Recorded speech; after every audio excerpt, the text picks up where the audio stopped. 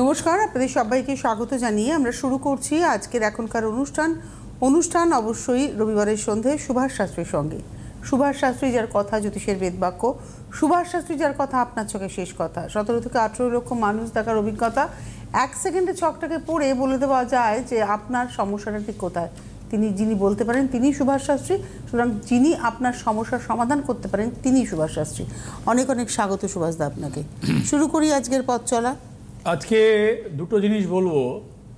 ঠিক একটা হচ্ছে যেটা আজকের এই ক্যাপশন গেছে, যারা দেখবেন একটু পরে মোবাইলে কি ইউটিউবে, সেটা হচ্ছে যে মাঙ্গলিক দোষ একটা কমন দোষ।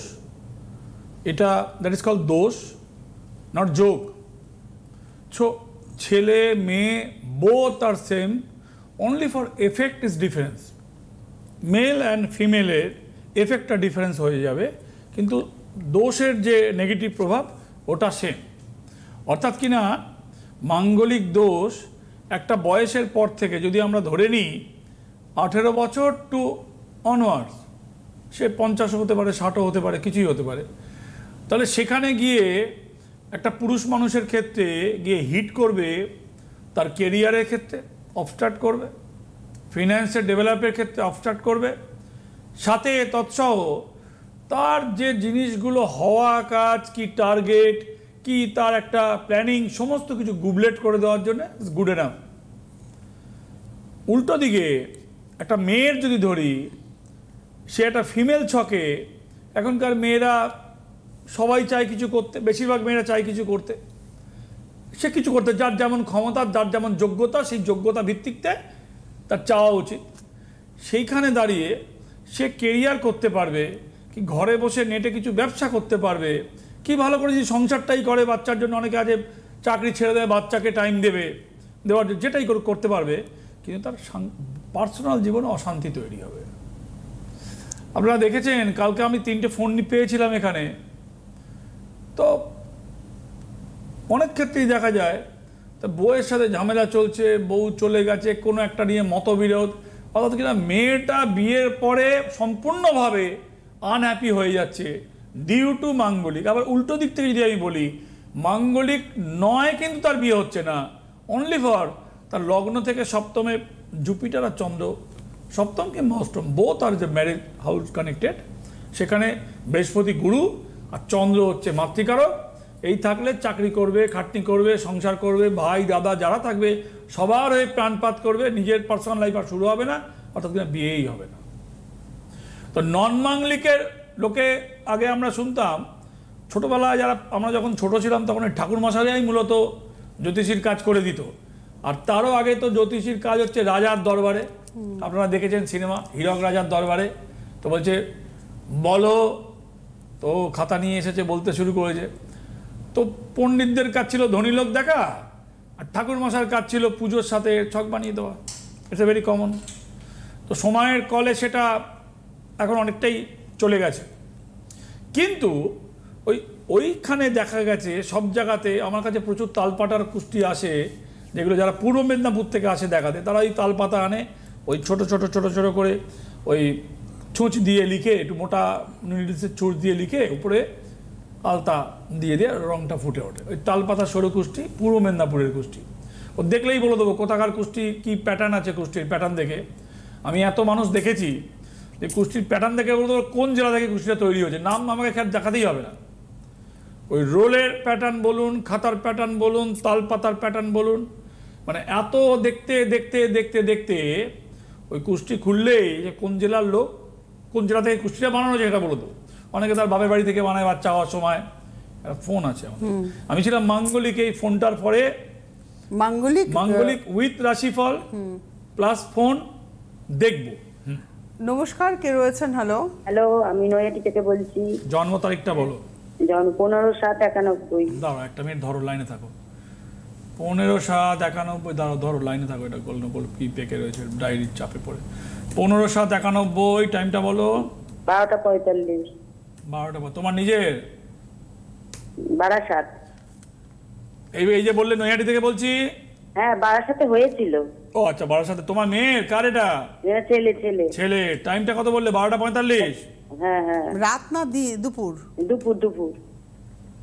দুপুরবেলা দেখেন আচ্ছা। অনুষ্ঠান? হ্যাঁ দেখি বলেই তো। কতদিন পরে, লাইন পাই না। কতদিন চেষ্টা করার পর লাইন পেলেন? অনেক দিন, বহুত দিন। ছকটা একটু টিভির পর্দায় ফেলে দিচ্ছি। আলোচনার সাথে কিরকম ভাবে অ্যাপ্রোপ্রিয়েট হয়ে গেল দেখুন। এই ছকটাতে মাঙ্গলিক নয়, কিন্তু ছেলেটার বিয়ে হচ্ছে না। না, ছেলেটার বিয়ে হচ্ছে না, মাঙ্গলিক নয়। কিরকম মানে অদ্ভুত কম্বিনেশন, যে এই যে ছকটা মানে এই যে আমি আলোচনা করতে করতে যে ঢুকলো, এই এই মহিলা ঢুকলো, তার ছেলের জন্যে ফোন করেছে আমাকে। ছকটা আমি টিভির পর্দায় ফেলেছি, আপনারা দেখুন। আবার ফেলছি ছকটা, দেখুন। সপ্তম স্থান দেখুন ক্লিয়ার, কিচ্ছু নেই। অষ্টম স্থান ক্লিয়ার, মঙ্গল বসে রয়েছে বৃষতে, অর্থাৎ কিনা বৃহস্পতি ভালো জায়গাতেই বসে আছে, খারাপ নয়। তো বিয়েটা কেন হচ্ছে না? কিছুই তো নেই, মাঙ্গলিক তো নয়। মাঙ্গলিক থাকলে তো লোকে বলে, ওই যে বললাম ঠাকুর মশাইরা লিখিত মাঙ্গলিকে বিয়ে হচ্ছে না, এর বিয়ে হচ্ছে না। তোমার ছেলের বিয়ে দিতে পেরেছো? না না, পাচ্ছি না তো। পাচ্ছ না। 91 সাল, তার মানে 34 বছর বয়স। হুম। তো বিয়ে যোগ, দুটো যোগ কেটে গেছে। তোমার ছেলের আর প্রেম করে বিয়ে হবে না। শুনতে পাচ্ছ কি বলছি? না, ও করতেও পারবে না। অপ, ও প্রেম করতেও পারবে আচ্ছা না। আচ্ছা, যে ডবল আমি বলি তুই ডেকে নে, তাও পারবে না না। না, ও পারবে না। ও প্রেম করা খুব যোগ্যতার দরকার। মানে ছেলে কি বললো না বললো, মা কনফিডেন্স নিয়ে বলে দিল মা ও কেন? পারবে সুভাষ না। শাস্ত্রী তো আগে বললো প্রেম করে হবে না।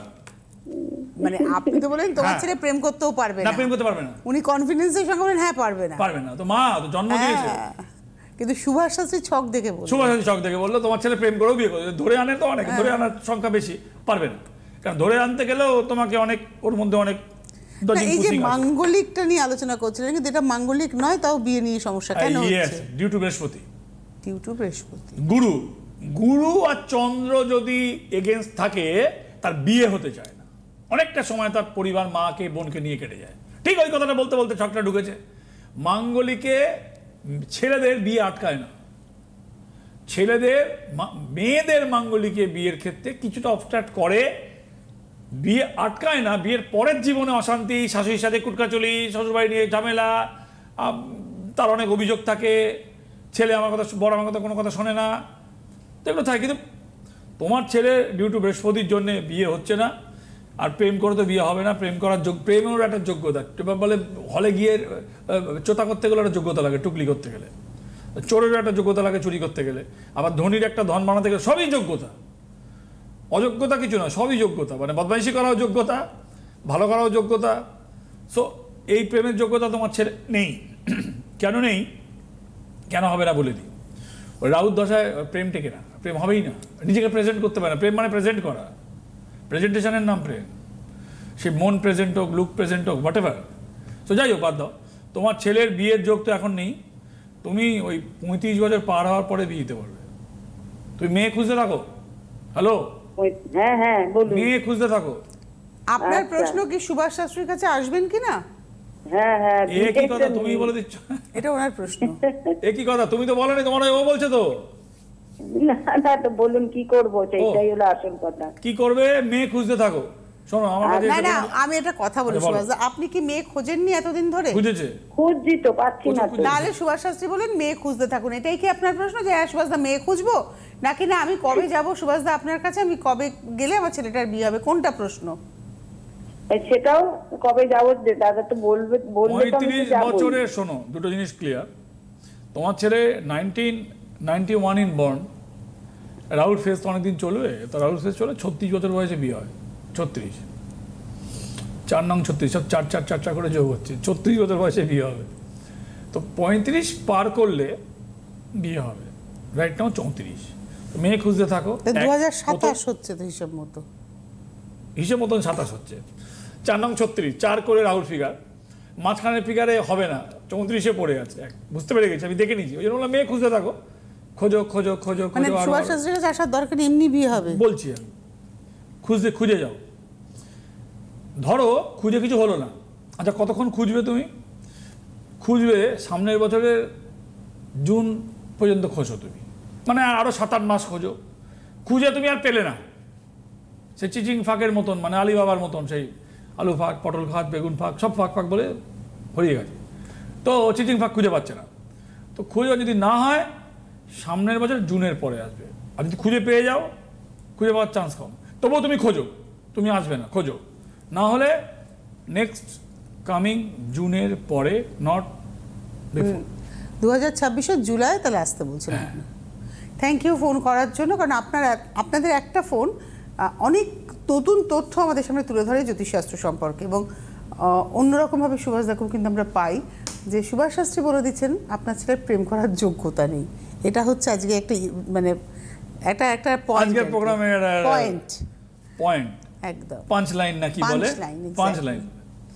সো প্রেম না না, ছকের ডিমান্ড থাকে, জানেন তো, ছকের একটা ছক নিজেকে বলে দেয় যে কি ক্লেভার, কি কানিং, এ কি প্রেজেন্টেশন ভালো, ভাইব্রেশনটা কি আছে, ওটা ছকে পাওয়া যায়। কেন কি ওই মাঙ্গলিক প্রেম, দেখুন এত মানুষ ঘাটতে ঘাটতে তো একটা, তো আমাকে বলে যে ভাই আমি, অনেকে বলে ফিজটা কম হবে না, আমার লোক বলে দেওয়া হবে না, আপনি আসবেন না, স্ট্রেট কথা। কেন আমি আমার এই দীর্ঘ আইডিয়া আমি আপনাকে খুব সস্তায় দিতে পারবো না। খুব সস্তায় যদি দিই, আপনার থেকে যেন তেন প্রকারে আমাকে remedy buy one get two এর মধ্যে করতে হবে। ওই গেট টু এর পয়সা বাই ওয়ানের মধ্যেই লুকিয়ে থাকে। তো আমি আমার যে অভিজ্ঞতাটা, আমার যে চেষ্টাটা, আমার যে প্রচেষ্টাটা, আমি এটা সততার সাথে আপনার সামনে বলবো, রেমেডি বেচার মতন কোনো মানসিকতা না নিয়ে বলবো, আর আপনি আমাকে আমার ফিস দেবেন না, তাহলে আপনার জন্য প্রচুর দরজা খোলা আছে, আমার কাছে আসার প্রয়োজন নেই। ফিজে যদি কম্প্রোমাইজ করেন, আমার মতন লোকের কাছে আসারই উচিত নয়, কারণ আসা আপনার লস হয়ে যাবে।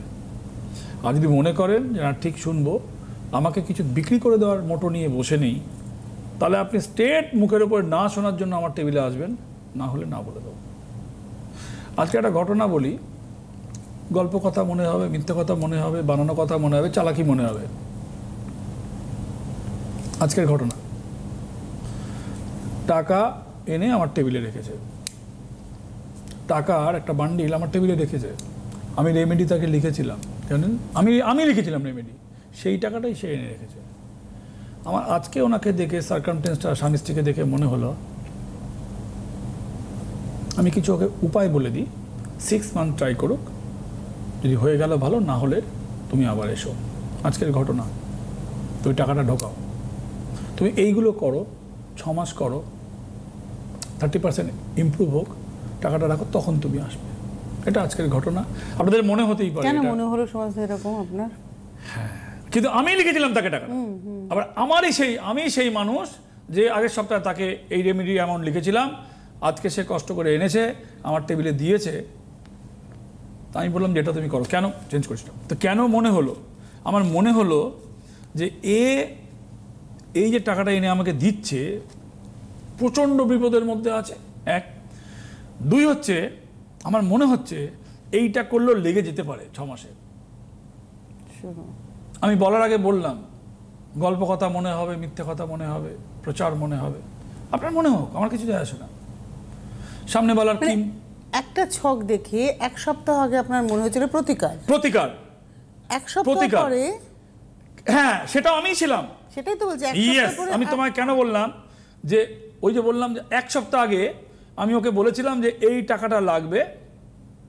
আজকে আমি যখন রেমিডিটা দেবো, যখন টাকাটা রেখেছে টেবিলে, তখন আমার মনে হয়েছে একে এই উপায়গুলো বলে দিই, আমার এই টেকনিকগুলো বলে দিই, 6 মাস দেখুক, তারপরে আসুক, টাকাটা তুমি রেখে দাও তোমার কাছে।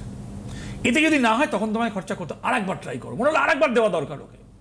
আমি প্রচুর লোক আছে, একবারের জায়গায় জানি না, আমরা ফোনও পেয়েছি 7বার 8বার ঘুরিয়ে দিয়েছি, সে 7বার পেলাম যে এসেছিল, আপনি না বলেছেন, আবার ফোন করেছে আসবে বলে। তো লোকের সামনে মনে হতে পারে প্রচার, মিথ্যে কথা, সাজানো কথা, আমার কিচ্ছু যায় আসে না, যে যা পারে মনে করুক। কিন্তু যার সাথে এই ঘটনা আজকে আমার টেবিলে ঘটেছে, সে যদি আমার এই কথা শোনে কিংবা ইউটিউবে শোনে, সে রিয়েলাইজ করবে সুভাষ শাস্ত্রী মিথ্যে কথা বলছে না। এটা ওর ওন রিয়েলাইজেশন। এত বছর ধরে সুভাষ শাস্ত্রী প্রোগ্রাম করছে, এত মানুষ দেখেছে, তার মিথ্যে কথা বলার প্রয়োজন হয় না। আমি তো বলেই দিলাম, কে কি মনে করলো কিচ্ছু যায় আসে না, কিছু পাবার আশাতেই করছিল অনুষ্ঠান। সেটা আপনার অনুষ্ঠান দেখেও বোঝা যায়। একটা টেলিফোন নিয়ে হ্যাঁ, আমরা নিশ্চয়ই, রাশিফলে যাব। নিশ্চয়ই। নমস্কার, কে রয়েছেন? হ্যালো, নমস্কার, আমি দিল্লি গুরগাঁও থেকে বলছি, পরেশ দাস। কার গুরগাঁও সম্পর্কে? থেকে বলছে পরেশ দাস। Yes sir. কার সম্পর্কে জানবেন? আমি আমার সম্বন্ধেই জানতে চাই। জন্ম তারিখ বলো। 16 সেপ্টেম্বর 1987। 16/9/1987। 87। আচ্ছা দাঁড়া, একটু ভুল করেছি আমি, প্লিজ হোল্ড অন। 16/9/9/8/7। হ্যাঁ, টাইমটা বলো। রাত 9টা 5। কোথায় জন্ম? রাত 9টা 5। জন্ম কলকাতা, কলকাতা বালিগঞ্জ, শিশুমঙ্গল। আবার ভুল হয়েছে, একটু ধরো প্লিজ। হ্যাঁ, আবার ভুল হয়েছে। আপনি সুদূর দিল্লি থেকে অনুষ্ঠান দেখছেন? হ্যাঁ দেখেন? হ্যাঁ হ্যাঁ হ্যাঁ। না, দিল্লি কেন, বউ না, অনুষ্ঠান। নিয়মিত দেখেন?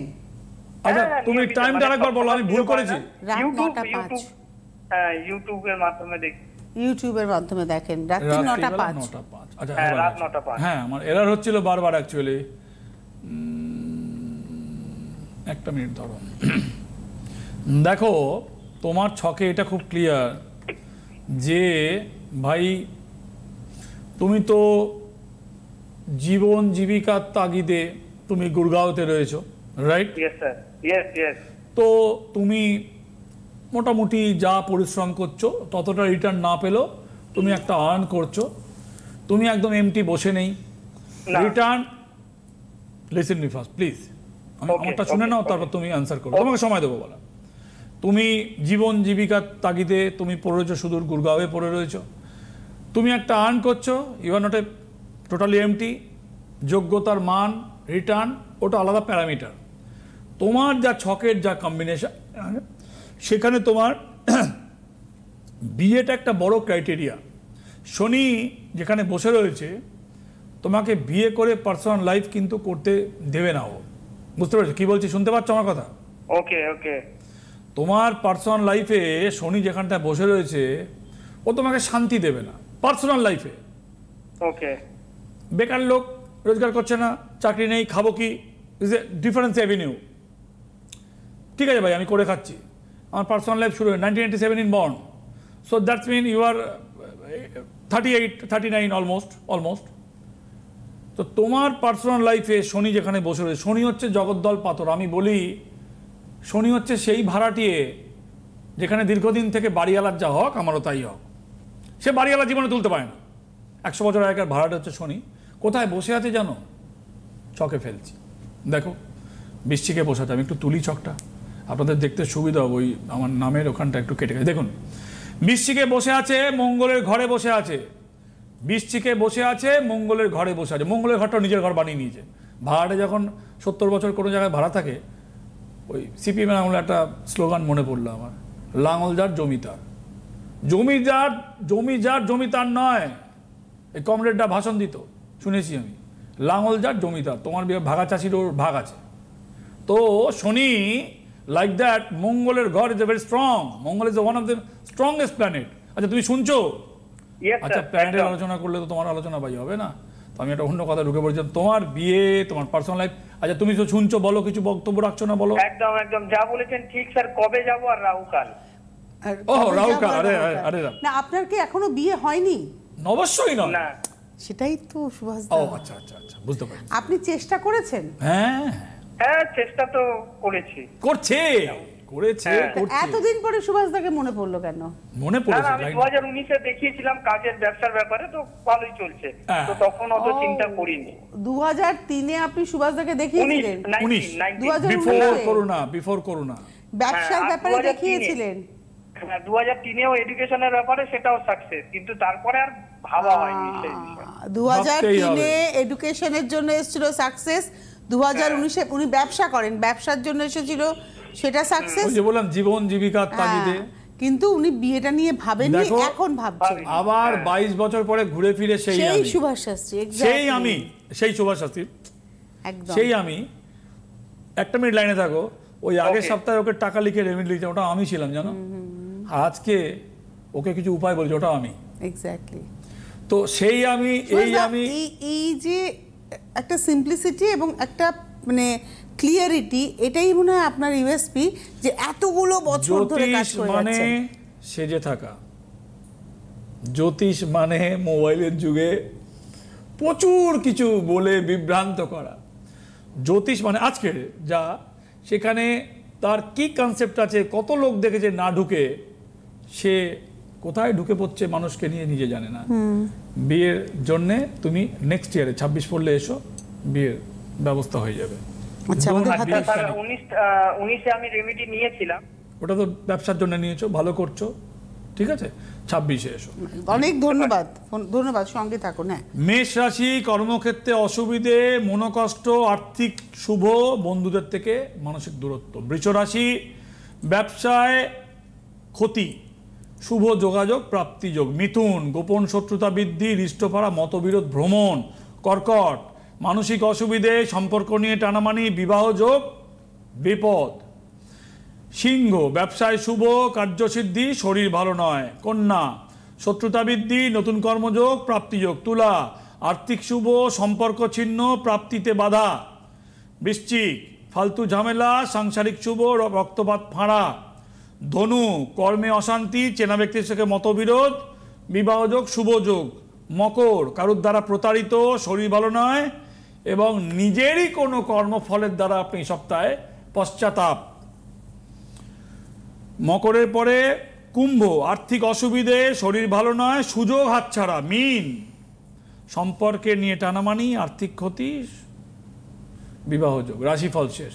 এবারে আমরা মাঙ্গলিকের জন্যে আপনাকে যেটা করতে হবে সেটা হচ্ছে যে আপনাকে সব সময় হলুদের, টারমারিকের ইউজ বাড়াতে হবে। টারমারিকের, হ্যাঁ, নারী পুরুষ উভয়ই, উভয়। পুরুষের ক্ষেত্রে আর্নিংয়ের, মঙ্গলের জন্যে টারমারিকের ইউজ বাড়াতে হবে। আমি ঘরোয়া উপায়ের কথা বলছি, এখানে না হলে তারপরে রেমেডি তো আছেই। আমি চেষ্টা করি, আমার প্রচেষ্টা থাকে এত বছর কাজ করার পরে। দেখুন, আমি তো গিমিক দিয়েই এত বছর কামাতে পারিনি। কোনো গিমিক দিয়ে 38-39 বছর পার করা যায় না, পৃথিবীতে কেউ পারেনি। আমি কি করে পারবো? 2 বছর, 4 বছর, 6 বছর পর লো পাঠে টারমারিকের ইউজ বাড়াতে হবে। How to turmeric use?